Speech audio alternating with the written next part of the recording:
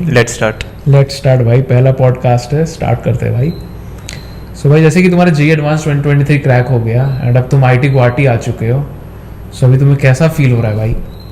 भाई तो आईआईटी आने के बाद लोग दूसरे ही लेवल पे होते हैं, मतलब अपने खुद के आसमान पे चढ़े रहते हैं। सही बात है। तो आईआईटी आने के बाद ऑब्वियस सी बात है, पहले साल तो सबके लिए हनीमून पीरियड होता है। एग्जैक्टली भाई, एकदम सही बोल रहे हो। फिर गांड फटती है सबकी, फटता है, हाँ। सबके लौड़े लगते हैं। आपका भी वही कंडीशन हुआ? हमारा तो भाई एक सेमेस्टर ऑनलाइन था, जैसे ही सेकंड सेमेस्टर आए भाई पता नहीं चल रहा करे तो करे क्या, ये भी करूं वो भी करूं, सुबह रात कुछ समझ ही नहीं आ रहा करे क्या, पूरा टाइम वेस्ट।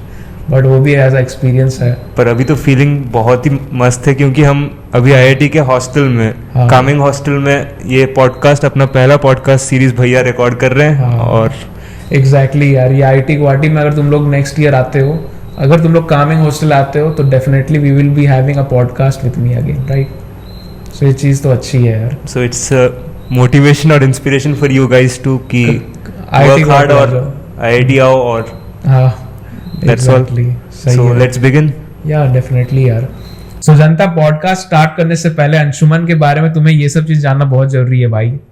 इन्होंने जेईई एडवांस 2023 में 1597 रैंक अचीव किया था। ऑल्सो इनकी गर्लफ्रेंड भी थी, मतलब ये सोच के ही यार माइंड ब्लो हो जाता है यार कि कोई जेईई प्रिपरेशन के साथ साथ गर्लफ्रेंड भी है। Also he was a hard core gamer. तो भाई तू गेमर भी था, तू रिलेशनशिप में भी था, एज वेल एज तुमने इतना अच्छा रैंक भी अचीव किया। बहुत मजा आएगा तेरे से बात करने में, बहुत सारा कुछ हमें सीखने को भी मिलेगा कि कैसे इतना सारा चीज को मैनेज करना है। तो यार सबसे पहले हम लोग तुम्हारा स्कूलिंग से स्टार्ट करते हैं, बिकॉज जो स्कूल से तुमने पढ़ रखा है वहां से सत्य नडेला सर ने पढ़ रखा है, जो कि माइक्रोसॉफ्ट के सीईओ है। As well as Andhra Pradesh के अपने जो चीफ मिनिस्टर थे मिस्टर मोहन रेड्डी सर, वो भी वहीं से पढ़े हैं। तो कैसा फीलिंग होता है यार उतना प्रेस्टिजियस स्कूल से पढ़ना, and what do you think कि क्या डिफरेंसेस है एक नॉर्मल स्कूल एंड एक तुम्हारे स्कूल में? तुम्हें क्या क्या डिफरेंसेस लगा? तो फर्स्ट पॉइंट फर्स्ट, हाँ। अपना स्कूल हैदराबाद में one of the most famous school है, द हैदराबाद पब्लिक स्कूल। हाँ। तो वहाँ से काफी फेमस पर्सनैलिटीज पढ़ चुके हैं, निकल चुके हैं, और स्कूल काफी सही है। मतलब आप कह सकते हैं आईआईटी में जितने बड़े ग्राउंड है अपने, बिल्कुल उसी साइज के ग्राउंड स्कूल अपने स्कूल में मिलेगा। अच्छा। मतलब हर एक एक्स्ट्रा करिकुलर एक्टिविटी सब कुछ था। सो फिर तो 2 साल वही टॉर्चर सेल जिसमें आप पढ़े थे वही मैं भी पढ़ा, और that's why we are here today. Definitely. और तो तुम तो जब यहाँ आईआईटी आए होगे, तुमको तो ज्यादा डिफरेंस नहीं लगा होगा ये सब ग्राउंड्स वगैरह देख के? बिल्कुल नहीं। जैसे हम लोग के तो भाई शॉकिंग था भाई, इतना बड़ा ग्राउंड, जेल खाने से बाहर निकल के आए। तो भाई एकदम माइंड ब्लो हम लोग का हो गया था यार, इतना बड़ा बड़ा ग्राउंड से। सही है यार। And when it comes to my admission तो ऐसे होता है कि मैं फर्स्ट से लेके एकदम 10th क्लास तक वहीं पे पढ़ा था। हाँ। तो वो काफी प्रेस्टिजियस स्कूल है, जिसमें सिर्फ एमएलएस के बच्चे और जो बड़े बड़े मिनिस्टर्स के किड्स होते हैं वो लोग ही बहुत इन्फ्लुएंशियल लोग ही पढ़ते हैं मोस्टली। अच्छा। तो मेरा एडमिशन एक लकी ड्रॉ होता है जो फर्स्ट क्लास में होता है, तो उसमें कुछ तो चिट निकालते हैं और अपना डोनेशन फी फ्री हो जाता है। अच्छा। तो उससे एडमिशन मिल गया। और तो पेरेंट्स बहुत खुश होंगे यार, फीस भी बहुत कम लग रहा है एंड बहुत अच्छा स्कूल भी है। बिल्कुल बिल्कुल सही है। तो ये बताने यार, जैसे कि बहुत सारे कॉम्पिटिटिव एग्जाम्स होता है लाइक एनटीएससी, केवीपीवाई, आरएमओ, तो तुम्हारा ये सब निकला था, तुमने क्रैक किया था, या फिर तुम कैसे स्टूडेंट थे स्कूल में? भाई एनटीएससी वो तो दूर की बात है, अपने हैसियत में नहीं थी उस टाइम पे। हाँ। क्योंकि मुझे पता था कि एनटीएससी अगले दिन है। हाँ। और उससे पहले रात पता चला भाई कल तो कुछ एग्जाम है, देने जाना है संडे को। तो गया और फिर नहीं निकला, वो क्लियर नहीं हुआ मेरा। अच्छा। फिर केवीपीवाई दिया। हाँ। केवीपीवाई में तो बायोलॉजी होता है। हाँ। तो बायोलॉजी उसी के भरोसे क्लियर हुआ मेरा। अच्छा, केवीपीवाई हो गया था? Clear in the sense just extended merit list कुछ होता है उसमें। अच्छा। बाकी नहीं हुआ। मतलब कि आई गेस तुम वो भी सिर्फ बायोलॉजी के भरोसे। मैथ्स, फिजिक्स, केमिस्ट्री उतना अच्छे लेवल पे रेडी नहीं था मेरा उस time, to be honest. RMO का सीन ये था कि सेंटर दूर पड़ा, कौन जाएगा, तो छोड़ दिया बस। मतलब इतना केयरलेस थे कि भाई कि छोड़ो भाई, इतना दूर है, छोड़ देते हैं। बिल्कुल। आप दिए थे वैसे? हाँ यार, मतलब मैं आरएमओ दिया था, पहला लेवल क्लियर हुआ था, बाकी के नहीं क्लियर हुआ था। एनटीएससी भी मेरा भी नहीं निकला था। सो इसीलिए भाई मतलब हम लोग को, मुझको ऐसा फील होता है कि अगर हम स्कूल में उतने अच्छे नहीं भी है ना पढ़ाई में, तो वो जेईई पे ऐसा नहीं रैंक में डिफरेंस क्रिएट करता है। भाई तो देख रहे हो ना कि हाँ। अपना एनटीएससी भी नहीं निकला। देख सकते हो यार, दोनों को एक एनटीएससी नहीं निकला है, आरएमओ भाई ने दिया नहीं, मेरा हल्का सा बस पहला लेवल निकला था, बट उसका भी कोई फायदा नहीं है। फिर भी वी आर हियर टुडे। या सो डेफिनेटली यार ऐसा मोटिवेशन इसको लो कि जरूरी नहीं है कि तुम 9th-10th में बहुत अच्छे स्टूडेंट हो, द थिंग दैट मैटर्स कि भाई तुम 11th-12th में मेहनत करने को तैयार हो कि नहीं हो। और boards is a totally different game, JEE बिल्कुल अलग है। बोर्ड्स में क्या है भाई, रट के 10 दिन पहले जाओ, वन शॉट वगैरह देखो, बोर्ड NCERT सबके निकल जाते हैं भाई, निकल जाते हैं। आजकल 95 इज वेरी कॉमन, Very लोगों के common। ऐसे ही आ जाते हैं। एग्जैक्टली यार, रट्टा मारो 98 99 पहुंच ही जाओगे वेरी इजीली। बहुत इजीली हो जाता है। सही है, सही है। तो ये बताना यार, इस पॉडकास्ट का जो सबसे मेजर टॉपिक है वो है तुम्हारा एंटायर जेई प्रिपरेशन। तो तुमने यार फर्स्ट टाइम जेई कब सुना था, एंड तुमने जेई प्रिपरेशन कब से एंड कहाँ से स्टार्ट किया? जेई के बारे में तो हर एक Indian middle class house hold जानता है। सही बात है। तो the so termed Sharma ji का बेटा हाँ ने ये फलाना फलाना किया, एग्जैक्टली भाई, वो अब सुनने को नहीं मिलेगा। नहीं मतलब मिलेगा, क्योंकि हम ऑलरेडी यहाँ पहुंच चुके हैं, तो एग्जैक्टली वो अब पड़ोस वालों से नहीं सुनने को मिलेगा कि भाई हाँ। कुछ हुआ कि नहीं, कुछ उखाड़ा कि नहीं लाइफ में। एग्जैक्टली। मतलब बोलने लायक कुछ तो है, कम कुछ से तो कम है, हाँ। यहाँ पे आए हैं। तो मैंने पहली बार सुना था जब मैं अपने स्कूल के लाइब्रेरी में बुक्स उठा रहा था रैंडमली। हाँ। मुझे एक सिनगेज करके बुक मिला।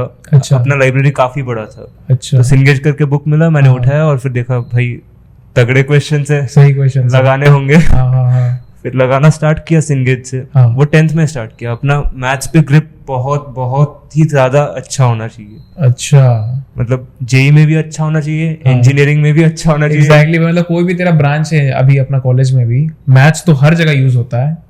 सो आई गेस कि जो भी नॉर्मल डिफरेंशिएशन, इंटीग्रेशंस वगैरह, वो तो सॉलिड होना ही चाहिए। बिल्कुल बिल्कुल। बिना मैथ्स के इंजीनियरिंग मत करो। Exactly। वो ही सजेशन होगा। एकदम अगर रेड maths फ्लैग है करना- कि भाई अगर तेरा मैथ्स एकदम डूबा हुआ है ना, तो तुमको बहुत ज्यादा स्ट्रगल हो जाएगा कि तुम कॉलेज में भी सरवाइव कर पाओगे कि नहीं कर पाओगे। समझ रहा हूँ। तो 10th 11th 12th 3 साल मैंने अपना प्रिपरेशन में पूरा हाँ। टाइम दिया। अच्छा, क्योंकि 10th तो मोस्टली ऑनलाइन ही था, वो कोविड अच्छा वगैरह तेरा का भी scene कोविड था। वाला सीन हाँ। था। सही बात है। तो 10th में थोड़ा बहुत ऑनलाइन रिसोर्सेज से सेल्फ स्टडी की मैंने, हाँ। और मोस्टली मैथ्स, नथिंग एल्स। अच्छा। फिर 11th में तो चीटिंग और थोड़ा हाँ। बहुत गेमिंग, हाँ। और 12th के 6 महीने बिल्कुल तगड़ा प्रिपरेशन।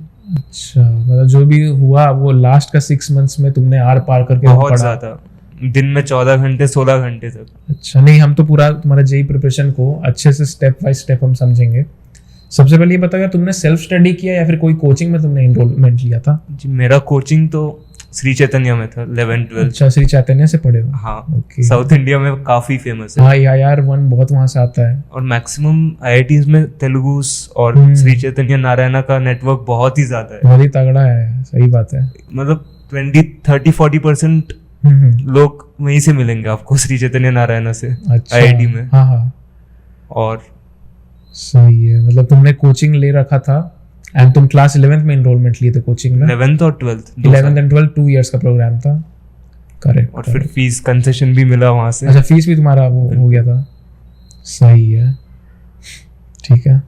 तो ये बताना भाई कि सिंस तुमने एनरोलमेंट तो ले लिया था, बट आई डोंट थिंक कि तुमको टॉप बैच मिला होगा, क्योंकि तुमने तो बाद में एनरोलमेंट लिया था। बहुत लोग होते हैं क्लास 6 से पढ़ रहे, क्लास 9 से पढ़ रहे, तुम तो 11th में ज्वाइन किया एज अ फ्रेशी। सो क्या तुम्हें एक अच्छा बैच मिला था? तो 11th में ऑनलाइन क्लासेस स्टार्ट हुए, हाँ और सब लोगों का एक साथ होता था। हाँ हाँ, बैच साइज बहुत ही ज्यादा था भाई, 300 350 400 सही लोग बात एक है मीटिंग यार। में ज्वाइन कर रहे हैं। उनका पैसा बचता है, लेजिट बचता है पैसा बिल्कुल। उनका, इसलिए ऐसा करते हैं।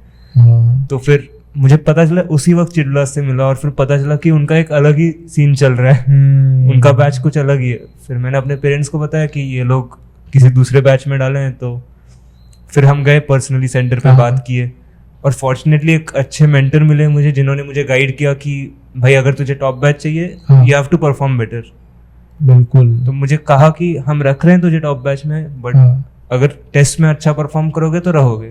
तो तेरे ऊपर हमेशा से प्रेशर था कि अगर तुम अच्छा परफॉर्म नहीं करोगे तो डेफिनेटली तुम बैच से निकल हर एक जाओगे। एग्जाम का, हर एग्जाम का, हर एक एग्जाम में हर एक क्वेश्चन का प्रेशर रहता है कि भाई नहीं होगा तो बस you are out from here.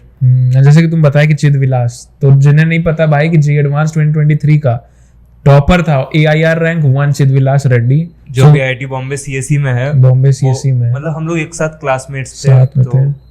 So definitely यार थोड़ा फ्रेंडशिप के बारे में भी बताना, तुमने चिदविलास से फर्स्ट टाइम कब मिला एंड कहाँ मिला था यार?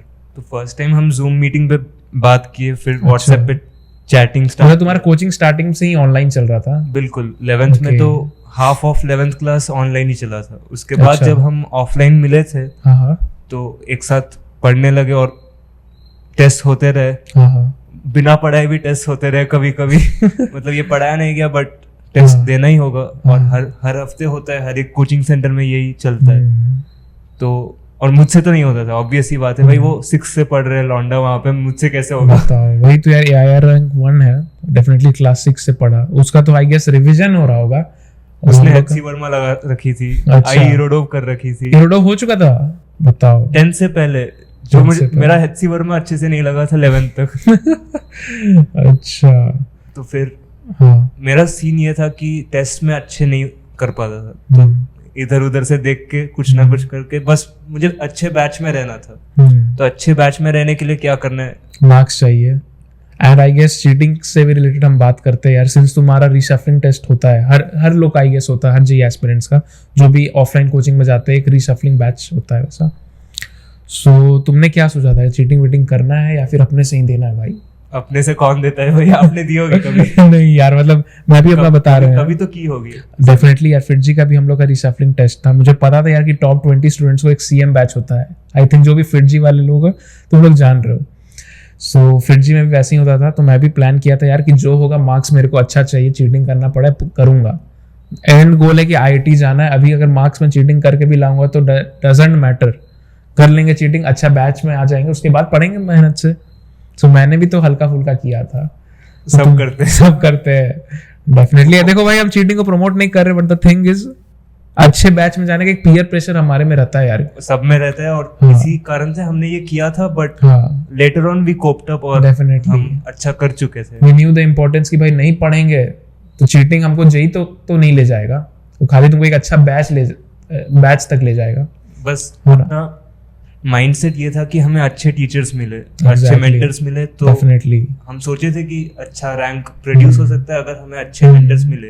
तो that was the main reason कि हमने इधर उधर से देख के लिखा था। खैर तो वो OMR शीट में होता होगा। हाँ, OMR शीट में OMR शीट जब लास्ट के 5 मिनट एकदम सॉलिड पीरियड होता है भाई, मतलब क्या ही बताएं। अरे एक्सचेंज भी हो सकता है यार, एकदम आगे पीछे अगर हम बैठे में बैठो भाई, दे दे भाई, पूरा हो जाता है। अगर तेरा अच्छा दोस्त है ना, मैं बता रहा हूँ, पूरा एक्सचेंज हो जाता था OMR शीट। और इन्विजिलेशन में भी कौन आता था भाई? PN सब आता है, कुछ वैसा तो क्लर्क होगा, वही तो वैसा कुछ सीरियसली नहीं होता था। सही है। तो वो चला मेरा पूरा 11th क्लास, और फिर 12th में लास्ट 6 मंथ्स में पता चला भाई ये तो फाइनल में नहीं होने वाला है। एग्जैक्टली। पेरेंट्स को क्या बताऊंगा कि भाई हमने इतना खर्चा किया तुम पे, इतना कुछ डाला है, तो आउटपुट चाहिए। तो वही होता है, प्रेशर रहता है ना भाई हम लोग का। मतलब ऐसा नहीं है कि थिंकिंग कि हम मेहनत नहीं करेंगे, बट थिंग इस प्रेशर इतना है कि अगर हम अच्छा बैच में नहीं जाएंगे तो अच्छे टीचर्स नहीं मिलेंगे, अच्छे मेंटर्स नहीं मिलेंगे। एंड वो रहता है कि अगर अच्छे मेंटर्स नहीं मिलेंगे तो हम पढ़ भी अच्छा से नहीं पाएंगे। सो दैट्स द थिंग कि हम लोग, और JEE तो हमेशा एकदम अनप्रेडिक्टेबल, डेफिनेटली। मतलब हमें ये भी पता नहीं होगा कि पेपर का पैटर्न क्या है, कितने क्वेश्चन है। यार हम लोग क्लास 11th में जब ज्वाइन करते हैं कुछ आइडिया नहीं रहता है कि भाई कैसा पैटर्न है। JEE एडवांस के बारे में तो आई डोंट थिंक कि मेजॉरिटी लोग को पता भी रहता है। तो डेफिनेटली एक अच्छा टीचर, एक अच्छा मेंटर बहुत इंपॉर्टेंट रोल प्ले करता है। तो ये चीज़ तो सही है यार। ये बताने यार, सिंस हमने डिस्कस किया कि तुम्हारा गर्लफ्रेंड भी थी and you were in a relationship also, so अगर कंफर्टेबल हो तो थोड़ा बताओ यार कि तुमने कब मिला उनसे एंड कैसा रहा through out the JEE preparation. तो जैसे चिदविलास रेड्डी से मिला मैंने, वैसे ही जूम पे स्टॉक करके मिला उससे। अच्छा, उससे भी जूम में? बिल्कुल बिल्कुल, तो पूरा ऑनलाइन ही सब कुछ हुआ है? तो स्टार्टिंग तो थोड़ा बहुत ऑनलाइन ही था। अच्छा। तो मैं डाउट्स भेजता था कि ये बता दो क्या होता है वो भी भेजती थी कि ये भी बता दो क्या होता है। तो वैसे अपना कॉन्वर्सेशन बिल्डअप हुआ ग्रेजुअली, और जैसे जैसे हम बात करते रहे टाइम गुजरता गया, और फिर जब फाइनली ऑफलाइन मिले तब तो फटी भाई।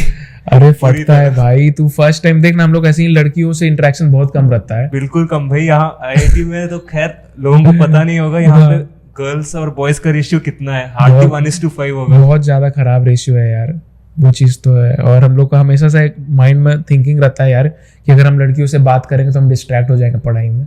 ऐसा तो मेरा भी था यार। मेरे खुद के बैच में कोचिंग में हाँ 3 या 4 लड़कियां थी बस। बताओ एग्जैक्टली। अरे मेरा जो टॉप बैच था उसमें बस 2 गर्ल्स थी, वो भी एक लड़की देखी कि बहुत अनकंफर्टेबल उसको लग रहा था, वो दूसरे बैच में चली गई।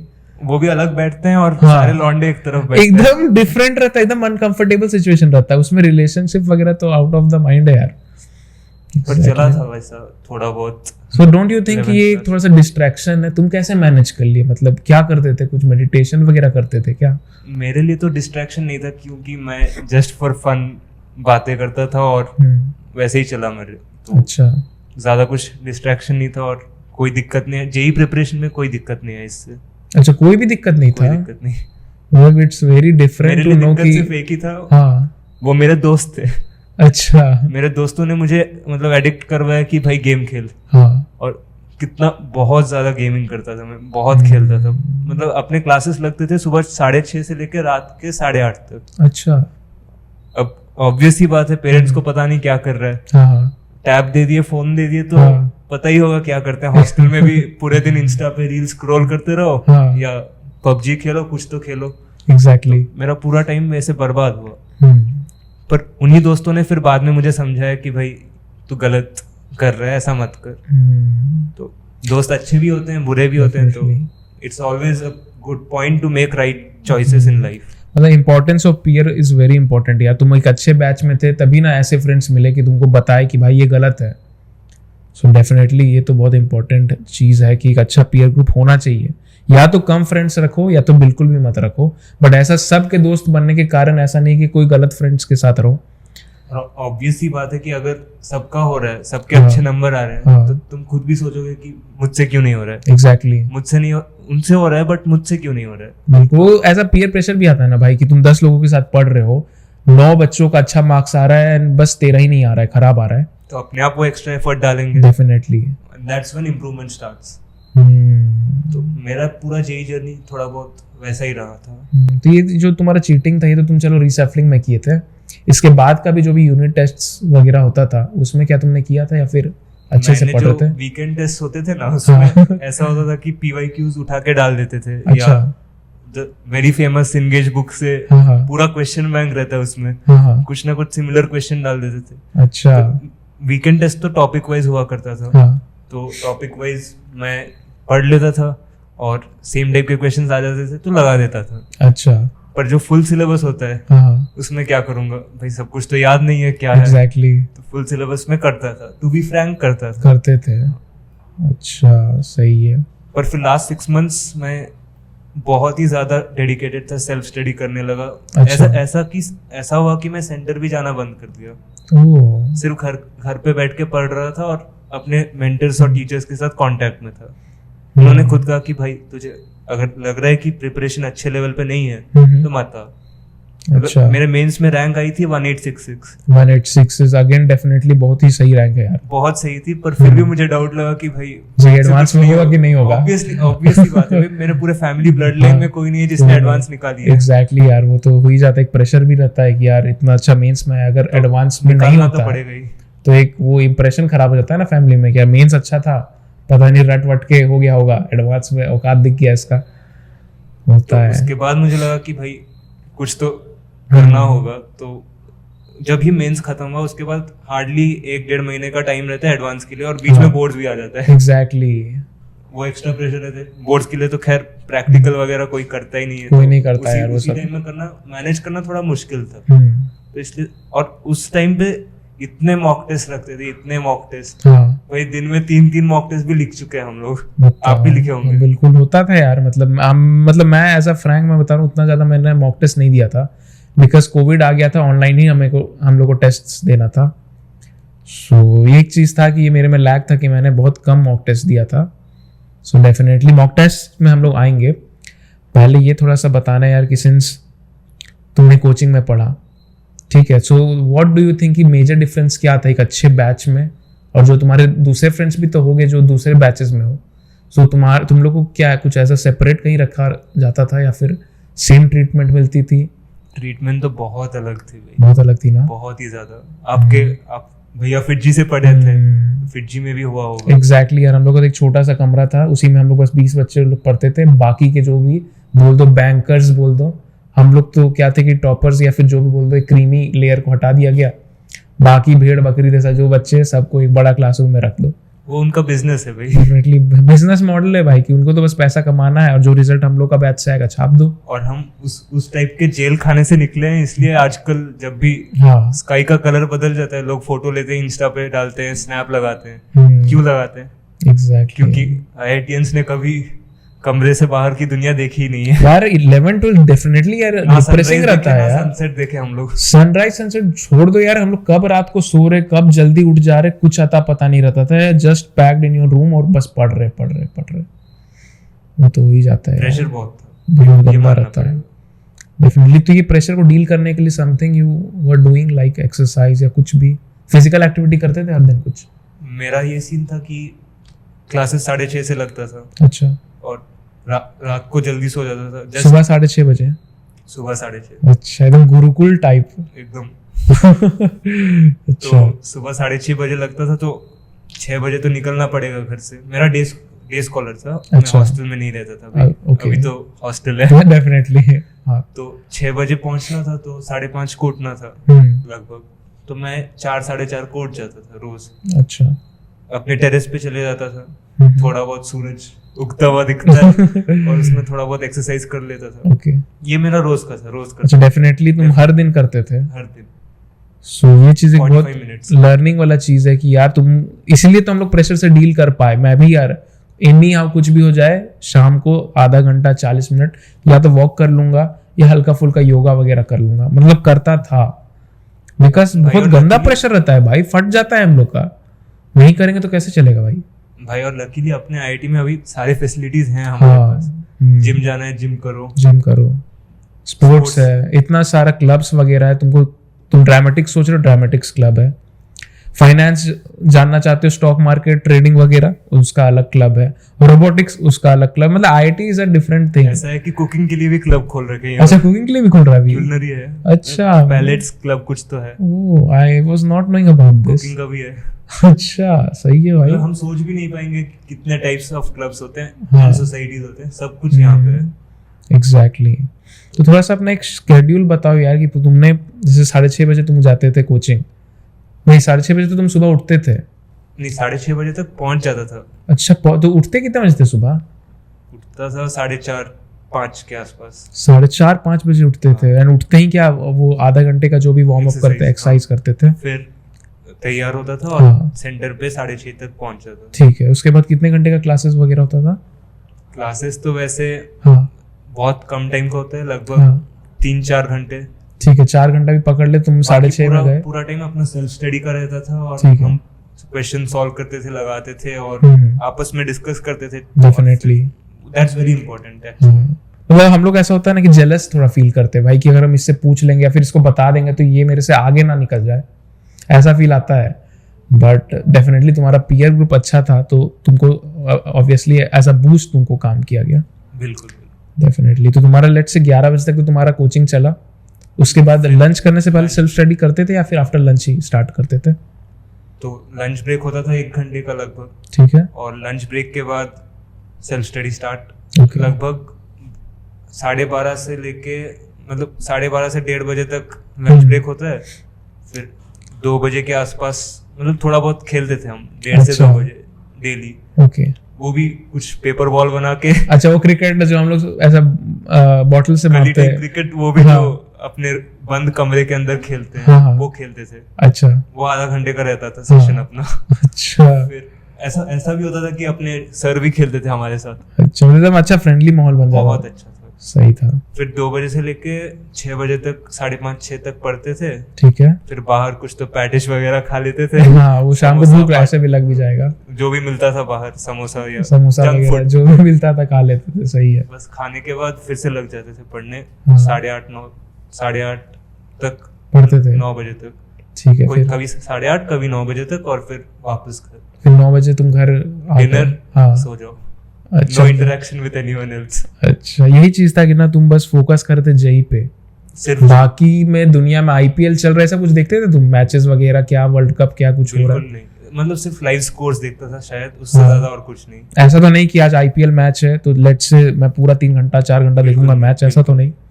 डेफिनेटली यार, मेरे साथ भी वैसे ही होता है यार, मैं भी कोई मैच वगैरह देखता नहीं था, but majority of the JEE aspirants आजकल ये बहुत खराब लत लग गया कि यार आईपीएल चल रहा है तो भाई लेट्स से मैं केकेआर को सपोर्ट कर रहा हूँ तो भाई मैं जितना भी मैचेस होगा सब देखूंगा।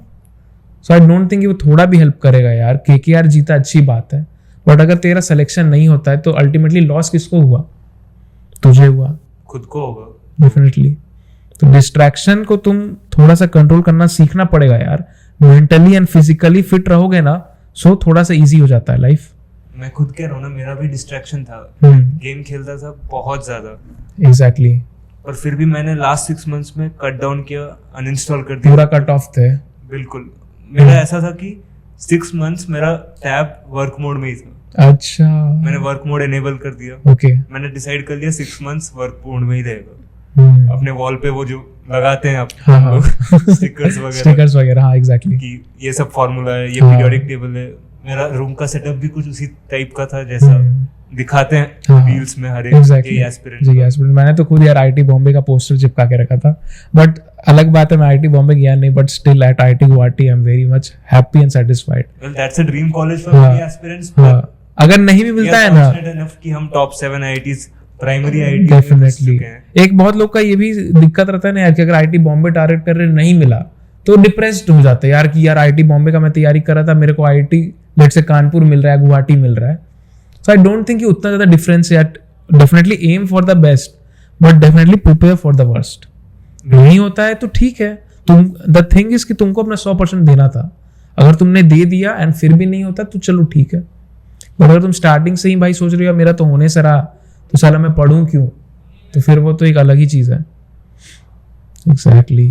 तो यार एक सबसे इंपॉर्टेंट क्वेश्चन है यार कि तुम्हारा एग्जैक्ट रिसोर्स लिस्ट क्या था? तुम तो कोचिंग में जाते थे, so what were the books which you were following, and online resources भी तुमने आई गेस यूज किया होगा बहुत सारा। तो थोड़ा सा इस पे लाइट डालो यार कि ऑनलाइन रिसोर्सेज क्या था तुम्हारा? तो मेरा एम्फोसिस मोस्टली था क्वालिटी पे ओवर क्वांटिटी। डेफिनेटली।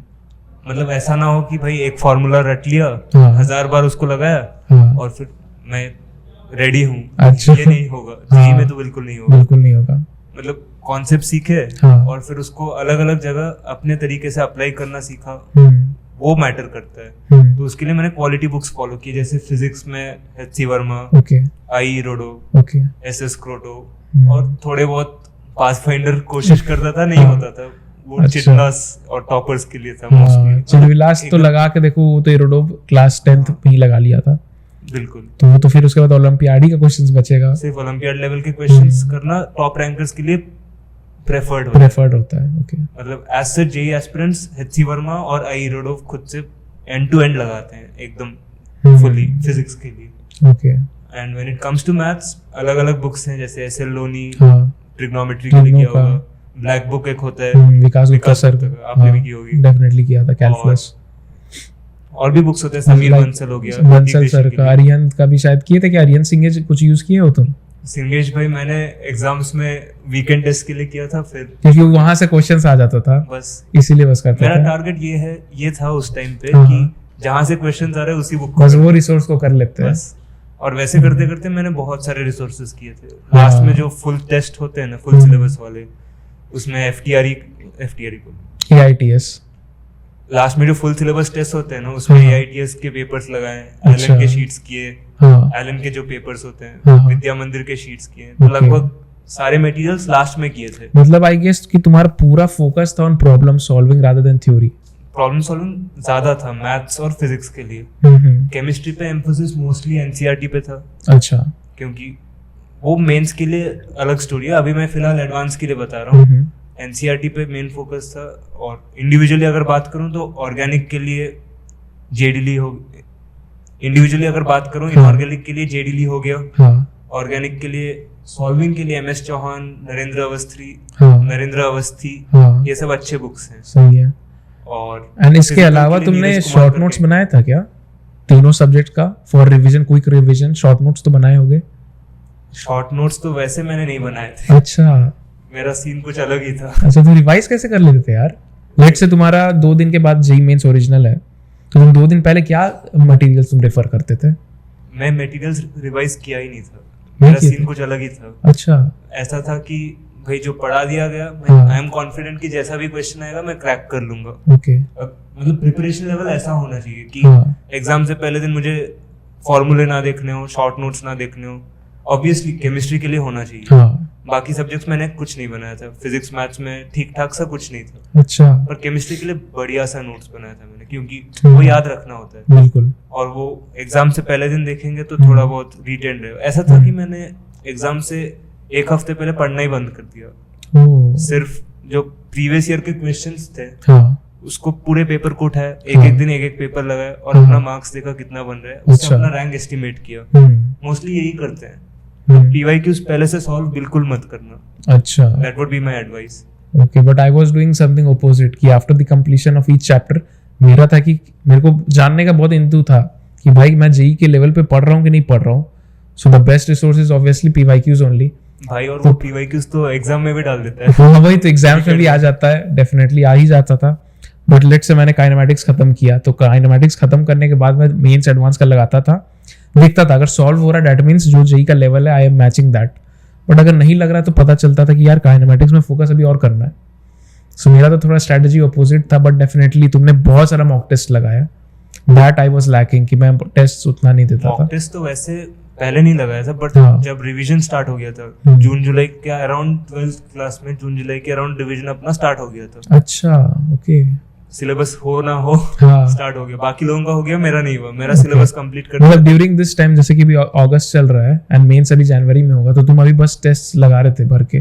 बिल्कुल। सो इसलिए मैं बोलता हूँ यार कि test series is very important. So इसीलिए पार्ट टेस्ट अगर देना चाहते हो so definitely register, link is in the description. After each test तुमको मेरे साथ 1-to-1 एनालिसिस भी मिलेगा, इसलिए टेस्ट सीरीज लगाओ एंड कुछ भी डाउट हो यार तो मेरे से पूछ सकते हो, है ना यार। क्योंकि गलतियों से ही सीखोगे। बिल्कुल, या प्रैक्टिस नहीं करेंगे कितना थ्योरी पढ़ोगे यार। जेई मेंस में तुम्हारा 4-5 महीना बचा हुआ है, अब तुम अभी टेस्ट नहीं लगाओगे तो तुम क्या 1 महीना पहले लगाओगे? कहाँ से फिर कुछ भी हो पाएगा। भाई हम एक एरर एनालिसिस बुक मेंटेन करते थे ना। डेफिनेटली यार। तो बताओ कॉमन मिस्टेक्स अपना जो भी रहता था यार कि लेट से ट्रिग्नोमेट्री में हमेशा sin 2 थीटा को लेट से मैं 2 sin थीटा कुछ गलत फॉर्मूला लिख देता हूँ, तो वो मैं नोट करता था भाई कि अब जब भी sin 2 थीटा दिखेगा तो भाई ये फॉर्मूला होगा। सो डेफिनेटली मेंटेन करना पड़ता है, पर ये तुम कब मेंटेन करोगे? जब तुम टेस्ट लगाओगे। ज्यादा ओवरथिंक अभी मत करोगे यार कि अभी मेरे को कम मार्क्स आ जाएगा तो साला मैं टेस्टिंग नहीं भी दूंगा, मैं 1 महीना पहले दूंगा। तो उससे थोड़ा सा बचना चाहिए आई गेस। जितना भी कम नंबर आए आई गेस पहले से स्टार्ट कर दो, है ना यार। बिल्कुल। डेफिनेटली यार। तो ये तो तुम्हारा जेई एडवांस का रिसोर्स लिस्ट हो गया। अगर ये बताओ कि कोई एक स्टूडेंट है just focusing on JEE mains, उसको जेई एडवांस नहीं करना है, जस्ट उसे एक अच्छा एनआईटी चाहिए, सो तुम्हारे अकॉर्डिंग क्या रिसोर्सेज उसे फॉलो करना चाहिए? तो मैं उस पॉइंट पे थोड़ा बाद में आता हूँ। अच्छा। तो मैं ये एडवाइस करूंगा, अगर एडवांस कर रहे हो हाँ तो बाकी सब अपने आप हो जाएगा, डेफिनेटली। क्योंकि advance is like super set of सब कुछ। बिल्कुल एडवांस हो गया तो मेंस हो के लिए जाएगा। 1 महीने पहले एनसीईआरटी पढ़ लो, हाँ। बस सॉर्टेड है। सॉर्टेड है। फिर स्टेट इंजीनियरिंग तो खैर वो हो तो ही उससे भी सबसेट आ गया। उसका भी सबसेट है। बिल्कुल। तो अगर मेंस को टारगेट करना है तो केमिस्ट्री के लिए मेन फोकस एनसीईआरटी पे होना चाहिए, ठीक है। और मैथ्स फिजिक्स के लिए भी बेसिक्स तो एनसीईआरटी से ही करोगे, और फिर थोड़ा सिंगेज, अरिहंत, ये सब बुक्स लगा लो, हो जाना चाहिए। आप क्या बोलते हैं? डेफिनेटली यार, मेरे लिए तो मुझको लगता है कि अब जेई मेंस का PYQs इतना हो चुका है ना, सिलेबस लिमिटेड है, तो मुझको लगता है रिपीटेड क्वेश्चन तो आना ही आना है। PYQs को ही कोई बच्चा अगर 3 से 4 बार लगा लेता है ना, समझे ना समझे दैट डजंट मैटर, रट भी लेता है, सो इजीली 60-70 मार्क्स तो तुम्हारा मेंस में कहीं भी नहीं गया। सो मेरा तो वही है यार कि शॉर्ट नोट्स बनाओ, बार बार PYQs को सॉल्व करो, that is more than sufficient for JEE mains. और PYQs इतने सारे हो गए अभी, क्योंकि हाँ 6-7 दिन होता है, वो भी बिल्कुल, 2-2 मल्टीपल शिफ्ट सब हो गया है। तो हर एक साल में इतने सारे PYQs के सेट्स हैं, लेकिन वो एडवांस में नहीं है। एडवांस में तो एक ही तुमको होता है। पैटर्न भी नहीं पता भाई कि इस बार 360 होगा कि 400 होगा कि 250 होगा, कुछ आइडिया नहीं है। बिल्कुल अनप्रेडिक्टेबल। बहुत अनप्रेडिक्टेबल है यार। तो सही है। तो रिसोर्सेज भी हो गया, तुम्हारा जेई प्रिपरेशन भी मैं समझ गया। सो अगर तुम कंफर्टेबल हो तो अंशुमन ये बताना है कि सिंस तुम रिलेशनशिप में थे तो जो तुम्हारी गर्लफ्रेंड अभी वो कहाँ है, एंड तुम लोग का ब्रेकअप क्यों हुआ? What was the reason behind that? Breakup का रीजन था जेई एडवांस 2023। अच्छा, मतलब क्या हो गया था उस दिन? उस दिन मेरा अच्छा हुआ, अच्छा उसका खराब हुआ। अच्छा, और तुम चीटिंग उसका करते थे? वो मुझसे अच्छी थी, हाँ डेफिनेटली। तो उसे लगा कि भाई ये बंदा तो मुझसे खराब था, मुझसे अच्छा कर निकल गया, ये बताओ, उसके कारण ब्रेकअप हो गया? हो गया और क्या। मेंटली तो तुम फक्ड अप हो गया होगा यार कि ये क्या हो गया, मतलब जिसके साथ में थे। But she is luckily in one of the top colleges in Hyderabad. अच्छा। आईआईटी तो नहीं, पर हाँ, आईआईटी एनआईटी के बराबर एक अच्छे से कॉलेज में है हैदराबाद में। बट डोंट यू थिंक ये थोड़ा टॉक्सिक था यार, मतलब कि अगर तुम उससे बेटर कर लिए तो ब्रेकअप हो गया, थोड़ा तो गलत था। क्या ही कर सकते, बहुत ही बुरा लगा होगा यार तुमको उस दिन। बिल्कुल। सैड यार, बट ठीक है। सो यार ये पॉडकास्ट का हम लास्ट पार्ट में आ चुके हैं गाइज। सो सबसे इंपॉर्टेंट क्वेश्चन है यार कि अगर तुम एज अ जेईई एस्पिरेंट अभी रहते, तुम्हारे पास 4-5 महीना बचा हुआ है, जनवरी में तुम्हारा पहला अटेम्प्ट आने वाला है, सो अभी तुम क्या करते एंड किन चीजों से तुम बचते? Means what are the things which we need to follow and किससे तुम एकदम डेफिनेटली ये तो मैं नहीं करूंगा इस टाइम पे, थोड़ा सा बताना। तो मैं ये कहूंगा कि टाइम मैनेजमेंट सीखो फर्स्ट एंड फॉरमोस्ट। ओके। कि 3 घंटे का टाइमर लगाओ और पेपर उठाओ, सॉल्व करो, सोल्यूशन बिल्कुल मत देखो। बहुत लोग क्या करते हैं, एक हाँ। पेंसिल घुसा के रखते हैं, हाँ पलटते हैं, सोल्यूशन देखते हैं, फिर टिक मारो, फिर Exactly, हाँ। सोल्यूशन देखो, रिवर्स इंजीनियरिंग करो, हाँ। टिक मारो। वो वाला आदत छोड़ना पड़ेगा। हम्म, और वो छोड़ के ऐसा करो कि खुद से सॉल्व करो, चाहे जितना भी टाइम लगे। भाई हम 2-3 घंटे एक ही क्वेश्चन के पीछे टाइम वेस्ट कर चुके हैं ऐसे। बट आई थिंक वो तुम जेईई एडवांस के लिए देते होगे, मेंस के लिए तो ऐसा नहीं होगा। मेंस में खैर उतने टफ क्वेश्चंस नहीं आते हैं। डुएबल रहते हैं, एग्जैक्टली। पर फिर भी कुछ एक आध होंगे जो जिसमें आधा घंटा 20 मिनट टाइम डिवोट करना पड़ेगा अगर पहली बार कर रहे हो।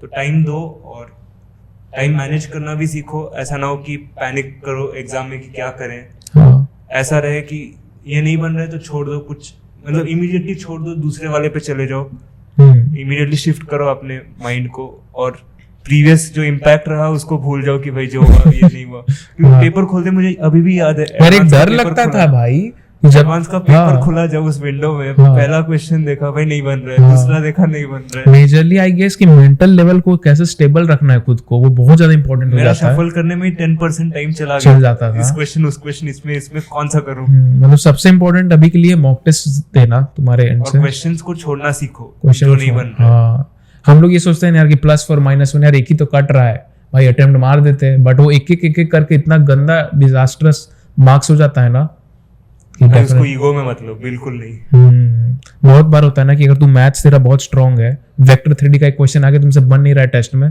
तुम सोचोगे साले बन क्यों नहीं रहा है यार, मैं तो इतना घंटा पढ़ा था। एंड उसके कारण हो सकता है केमिस्ट्री का तुमसे 2-3 क्वेश्चन एक्स्ट्रा बन जाता। सो डेफिनेटली यार ईगो से बचना चाहिए, मॉक टेस्ट अच्छे से लगाना चाहिए। करेक्ट यार, क्योंकि वो ही एक लाइफ डिसाइडिंग, अपना करियर को डिसाइड करने वाला एग्जाम है। मैं ये नहीं कह रहा हूँ कि वो अपना फाइनल सब कुछ डिसाइड करेगा हाँ, exactly. करियर में, but it's a milestone in one's life. Definitely opportunity को मिस बिल्कुल नहीं करना चाहिए। तुम 19-20 साल के बच्चे हो, तुम अभी तक कुछ जीवन में कुछ ऐसा कुछ बड़ा उखाड़े नहीं हो, बट हाँ अगर तुम जेईई क्रैक कर लेते हो डेफिनेटली बहुत बड़ा अचीवमेंट हो जाता है। Because among 10-12 lakh students top 10,000 में आना is not just a game, बहुत ज़्यादा डिफिकल्ट टास्क होती है। बट अगर तुम वो अचीव कर रहे हो डेफिनेटली तुमको एक सेल्फ कॉन्फिडेंस नेक्स्ट लेवल में तुम्हारा चल जाता है भैया। और जब बात आती है ब्रांच पे, हाँ, ब्रांच तो लोगों को अलग अलग मिलती है डेफिनेटली यार, डिपेंडिंग ऑन रैंक। पर अगर आईआईटी मिल रहा है ले लो।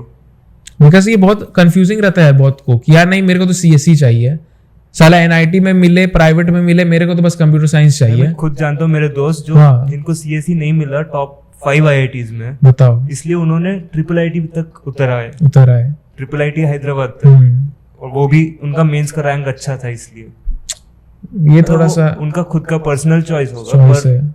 सीएसई के लिए आईआईटी छोड़ना जिसके लिए तुम पूरी मेहनत लगा चुके हो, exactly, that doesn't make sense. Because यहाँ का एटमॉस्फेयर इज टोटली डिफरेंट यार, ऐसा नहीं है के सब सेम हो जाते हैं। Exactly. जैसे कि भैया है, मैं हूँ, हाँ, मैं केमिकल का हूँ यार और ये इलेक्ट्रिकल का, still we are doing the same thing. हम लोग हैंग आउट कर रहे हैं, एक साथ बात कर रहे हैं, वही पॉडकास्ट तो। शूट कर रहे हैं। सो डेफिनेटली यार मतलब वो अपना माइंडसेट में मत रखो कि यार प्लेसमेंट्स अच्छा चाहिए तो कंप्यूटर साइंस में ही यार, तुम as a bio science bio engineering का स्टूडेंट हो, गूगल में स्टिल तुम जा सकते हो, है कि नहीं यार? बिल्कुल। प्लेसमेंट्स में तो आई डोंट थिंक कि कुछ ऐसा मैटर करेगा।